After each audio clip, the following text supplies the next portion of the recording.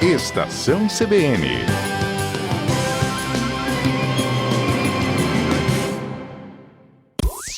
Tecnologia e novos negócios, com Everton Andrade.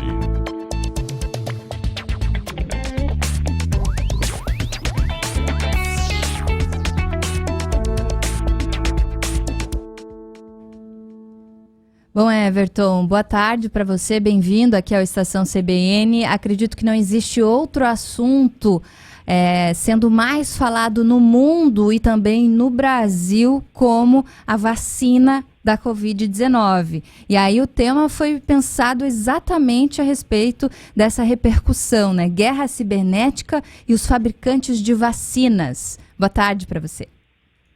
Oi, boa tarde, Karina. Boa tarde para você que está nos acompanhando. Pois é, especialmente nessa última semana, tem se falado muito sobre planos de vacinação e a fabricação de vacina em si, e daí não tem como correlacionar todo esse ambiente cibernético que nós temos com as vacinas e, consequentemente, a segurança de todo esse processo, né?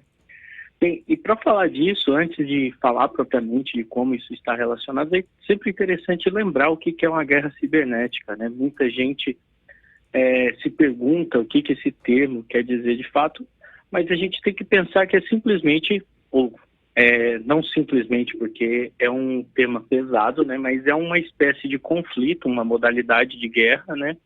Que a gente não usa armas físicas, a gente, na verdade, utiliza o cyberespaço, os meios eletrônicos e as tecnologias de informação e comunicação para atacar o nosso oponente, o nosso alvo. Então, isso normalmente é motivado por motivos políticos, econômicos, militares, são o que normalmente motiva esse tipo de conflito. E os alvos normalmente são serviços e redes de computadores essenciais para um país ou região. Então, quando a gente está falando desse tipo de conflito, a gente está falando de invasões na rede elétrica, na rede de transporte, gás e água, serviços bancários também são alvos muito grandes e muito comuns, e também, recentemente, a questão da saúde. Então, como a saúde é um dos principais serviços de uma nação, a saúde também tem sido alvo desse tipo de atacante.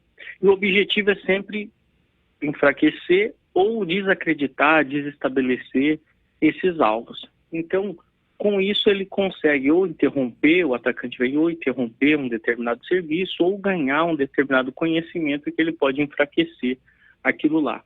E é aí que a gente tem esse relacionamento entre as vacinas e a cyberguerra, porque não poderia ser diferente, isso já vem acontecendo, os cyberconflitos, né, vem acontecendo há muito tempo já, e isso chegou nessa fabricante de vacina, porque a vacina hoje da Covid é um dos ativos mais cobiçados da atualidade, seja porque a população está querendo muito, seja porque os governos estão sendo afetados aí por questões da vacina, né? Nosso governo está perdendo popularidade por causa de não ter um plano consolidado para vacinação de Covid, apesar de ter um dos melhores planos de vacinação do mundo, a questão da vacinação de Covid está capenga.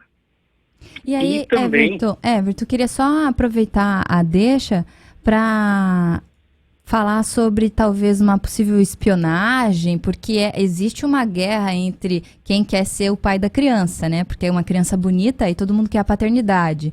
Também podemos associar isso a essa guerra? Sem dúvida, sem dúvida. Essa guerra pode comprometer diversos pontos, né?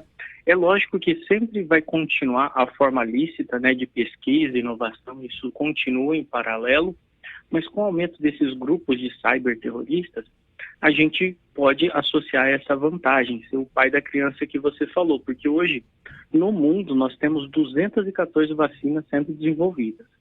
Então, é muita gente tentando fazer essa vacina. Sendo que dessas 214, 51 estão em fase de testes. E dessas 51, só 13 estão na última fase, que é a fase 3, que a gente tem como mais madura.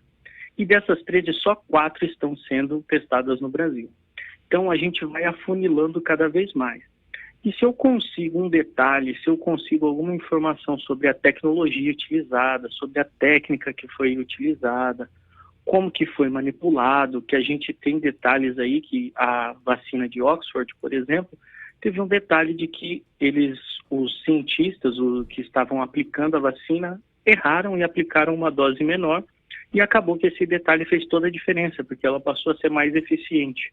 Então, esses detalhes, por menor que sejam, podem encurtar muito o prazo ou a forma de produzir essa vacina. Então, nós temos 214, pensa que as que estão fora desse nicho aí de 13 da fase final, pode adiantar muito o seu processo de pesquisa e inovação, conseguindo o detalhe desse. Porque tem muita coisa envolvida. Tem ali, isso é um vírus inativo, é um fragmento de indutores, é um vírus inofensivo misturado com o vírus da Covid, a gente usa uma proteína do vírus ou um trecho de código, qual temperatura está. Então, tem muitos detalhes que a pessoa, o atacante, né, que está contratado por uma outra empresa, pode adiantar o processo de pesquisa. Então, isso pode melhorar muito. Mas, além disso, né, dessa questão da corrida para ser o pai da criança, também eu posso prejudicar a outra pessoa, que já temos aí ataques sendo identificados e sendo noticiados nesse sentido, de não só espionagem, né, que a gente fala de espionagem científica para você conseguir esses detalhes, mas também para prejudicar. A IBM lançou um relatório de que tem muitos ataques sendo feitos na cadeia de fornecimento dessas vacinas. Então, tem gente atacando empresas que fazem a refrigeração e o manuseio dessas vacinas. Os galpões também estão sendo atacados para você saber a planta. Aqui no Brasil, a vacina que chegou recentemente lá para São Paulo, os locais onde foi armazenado não foram divulgados, justamente por questões de segurança. E daí a gente pode ter um grupo de cyberterroristas tentando invadir isso para descobrir, e pode isso resultar em um ataque, e aí sim um crime físico das pessoas indo buscar ou invadir isso.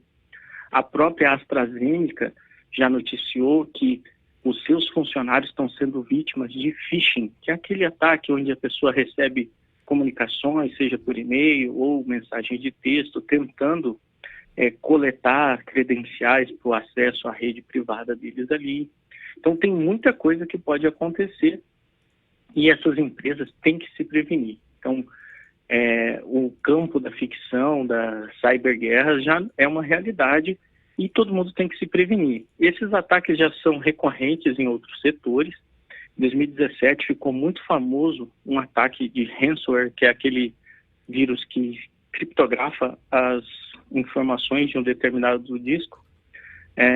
O nome do vírus era NotPetya, que atacou diversos hospitais dos Estados Unidos, até fábrica de chocolate, e a Casa Branca estimou um prejuízo de 10 bilhões.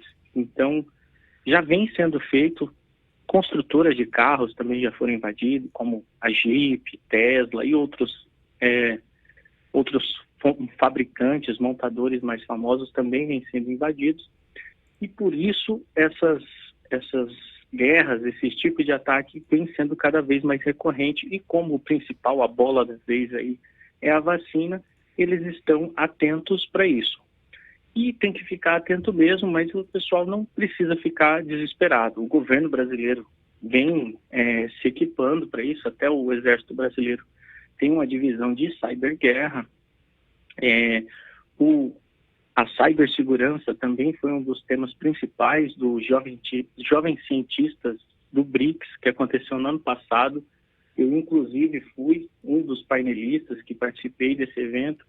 Então, a gente vem se equipando para fazer isso, para fazer esse tipo de pesquisa, para isso não impactar a população e a gente conseguir se defender. Mas é claro que as empresas e a população, de um modo geral, tem que buscar um aumento dos investimentos nesse setor, para que a sociedade, de uma forma geral, e principalmente as companhias, nesse caso as companhias de fabricação, as farmacêuticas, né, se preparem, se preocupem com a segurança e acompanhem as constantes evoluções que acontecem nessa área, porque essa área é muito dinâmica e há uma briga aí. E você sempre tem atualização, você sempre vai fazer uma barreira e o atacante vai tentar burlar aquela barreira. Então, é necessário uma atenção muito séria nesse tipo de segmento, porque a gente está falando de vidas, não é mais, cyberataques não diz mais simplesmente a vida virtual, a perder dados, por exemplo, e sim impactar diretamente na vida de uma pessoa. Verdade, o que é extremamente grave, e deixa o alerta também que esses cyberataques influenciam também no vazamento de informações, as nossas conhecidas fake news, né? Então, a gente não pode acreditar em tudo o que lê de imediato, principalmente aquelas correntes via WhatsApp, ou então um link duvidoso em qualquer que seja a rede social. É importante sempre confiar na fonte. E por isso a gente deixa à disposição toda a nossa programação aqui na CBN, inclusive na internet, no nosso site. Everton, obrigada pela participação, uma boa quarta-feira para você e até a semana que vem. Eu que agradeço, boa quarta-feira para você também e para o ouvinte e até a próxima semana. Tchau, tchau, obrigada.